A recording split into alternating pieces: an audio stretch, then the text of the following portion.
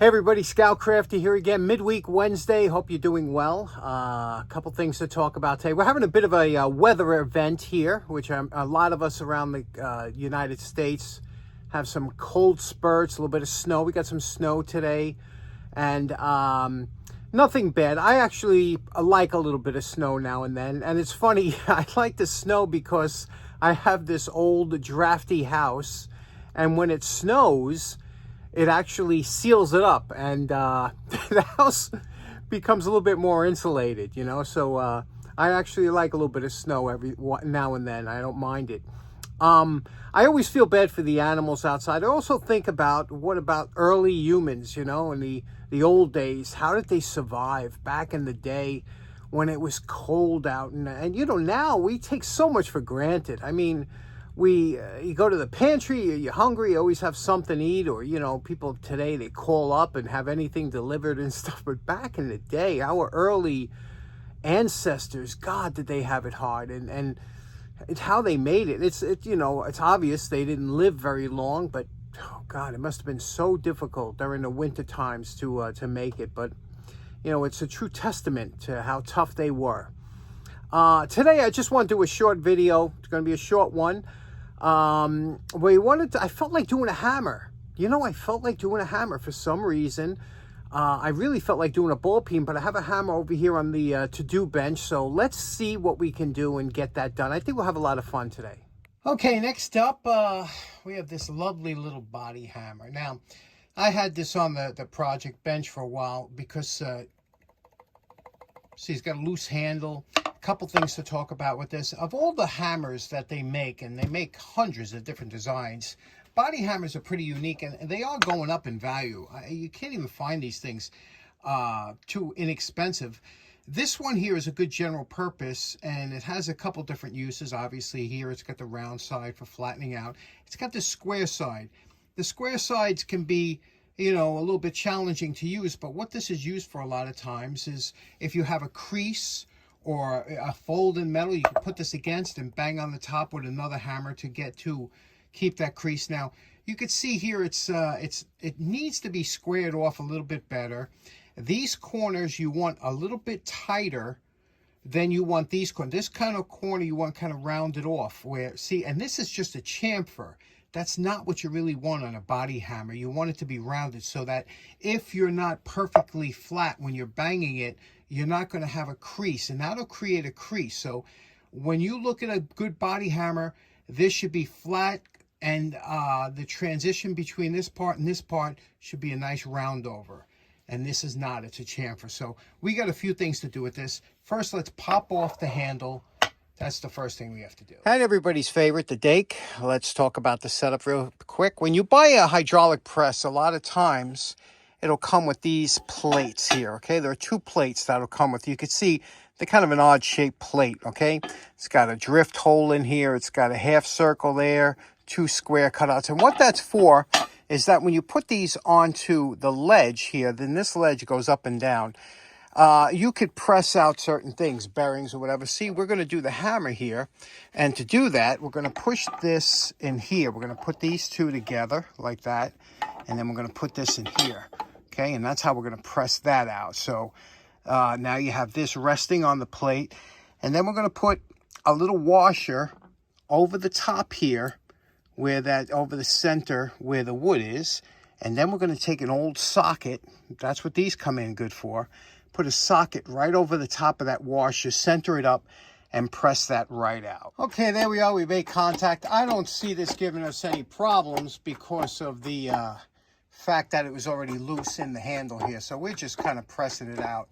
There is a wedge in there, a steel wedge, that I could possibly try and pull out, but that's more of a problem than anything else. So we'll just push this down. Now remember, there is a taper in there, so if you start to feel any resistance, because there's a little taper inside there, then back off. If you feel a little bit of resistance, don't go crazy. You can always get something smaller to push it out, but you can see we're making progress. But I did feel something pressing, so you take a look in there and maybe reset it. Now it's a good thing we checked, because that taper is so tight in there that the socket was hitting the side walls of the taper. So I got a smaller socket in here, and we'll just bring this through. Now we're getting close to the end of my ram travel, but we shouldn't be too much coming out here. You can see here now it's pushing through. Again, no more resistance because I'm not hitting the wall of the inside taper.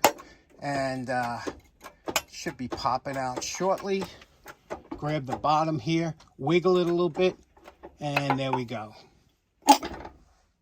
It's always easy with a press. That's one of the nice things about a press is getting handles out. Okay, now you can see here, this is the wedge that they used here. They used a triangle wedge, and not the best type of wedge. You could see here the way they this was seated, there was a rim around here. Now, when you have a large swell down here, it should match up to the profile of this. You want that to fit in there like a glove, you know? And then once it's fit in real tight from the bottom, then you can expand the top to stop it from coming off. One thing you have to remember, whenever you wedge wood or split wood, that split has a chance, and you can see here it's starting to run down. You see that split from that one little wedge? You always have that with hardwoods. You have that problem. So that's why I always like to put a hole at the bottom of where your wedge is going to be when you make your line, your cut.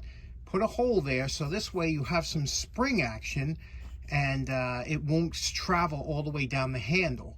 It's always a, you know, and not that big of a hole, but you know, just a little bit larger than the kerf of the cut. Next up, we're going to get rid of those ugly forge marks across the whole face of the hammer there. And we're going to do that with the flap sander. And we're going to just gently run the edge of the flap sander across the high spots and get rid of all them. Then we're going to work on the handle a little bit. We're going to scrape all that polyurethane or whatever that was off with a single edge razor blade. Okay, now you see we took that wood that was cracked and split and we cut out, that's all fresh wood now. We cut out that piece that's pretty thick. You say, okay. But then you make a custom wedge. See this wedge? Now, a lot of times you'll see wedges that are over-exaggerated. The taper is extreme. And it only goes in a little ways, leaves a big hollow spot there. I don't do it that way. I like my wedges to fit as if that piece of wood is missing. It should go all the way down like this. Fill it in. There should be no empty voids. This will be glued in. Okay, this is a wood wedge. And if you have any loose space, you can always put another wedge perpendicular to this. But this should seal it up tightly, because when I put this handle in here, I fit it in here. It's very tight.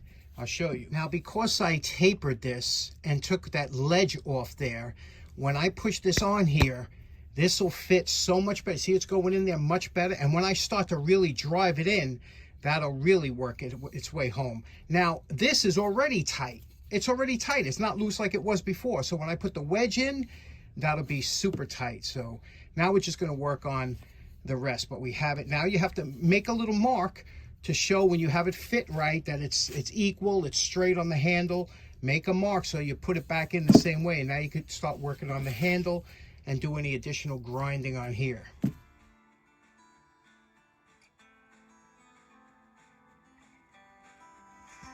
Now, here's a really good tip. A lot of times you'll get areas that you can't get in with your regular size belt. I have a 1x30. All you have to do is cut the belt in half, and now you have a 1/2 inch by 30.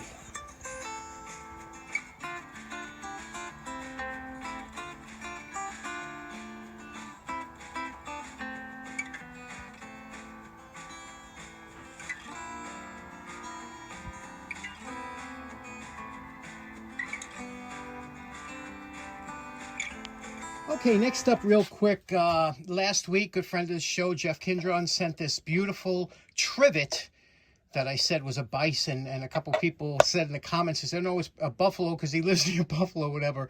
But it's a little bit of a difference between a buffalo and a bison. The animal that looks like this with the big head like this, that's a bison. We have them here in North America. The buffaloes, they tend to have like a cow-like head, and they're more like Asia and Africa, things like that. But here we have bison, and that's what that is. An outstanding animal and awesome trivet. Thanks, Jeff. Now, you know my favorite part. Remember what this old body hammer looked like before we started? We're calling this project done. This was a really satisfying project that really gets the creative juices flowing. Sometimes you get in a little rut. You have to do a tool you feel like doing. I just felt like doing a hammer, and this one really came to it. Let's take a look at what we did here. First of all, you can see what we did with the head now. Obviously, this head had a lot of issues in it, inclusions, things like that. But look at the top. First of all, can we take a look at that beautiful transition between the side and the top? You see that, how smooth that is? So when you bang on something, there'll be no crease there that'll be left in the metal. Okay, on the other side, we kept the corners somewhat sharp, and that's what you want, because if you're getting in the corner, if you got to get in the corner of some sheet metal or something, and you're banging down, you want to be able to get close to that corners, and so we did it that way, and polished and got all the nicks and dings out of the head. Seated the top, you see that there, how smooth that is across the top. Polished it out, just beautiful, huh? And of course the sides here, remember there's that big forge line that went across, and we were able to get that out. With the handle, 1 coat of gun stock, 2 coats of shellac. Then I take all the shellac, most of it off actually, with steel wool, and then I butcher wax it, so it's not slippery in the hand. It's got a nice feel to it. It's got a nice sheen to it, and you can still see the grain. It's just a beautiful finish. What do you think? I really enjoyed this. It's a body hammer. And the reason I did this, I got a nice body hammer coming up very shortly as a gift from a friend, Jimmy Campanella, and I wanted to show that to you, but I wanted to get this one off the bench. What do you think? Okay, so in closing, that was a lot of fun, that project. I'm going to take advantage of the cold weather today. It's quite a bit below freezing here.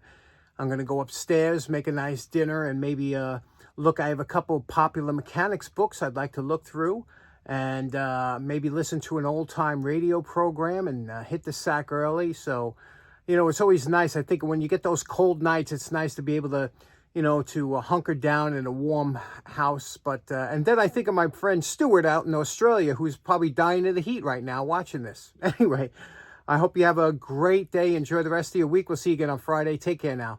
Bye-bye.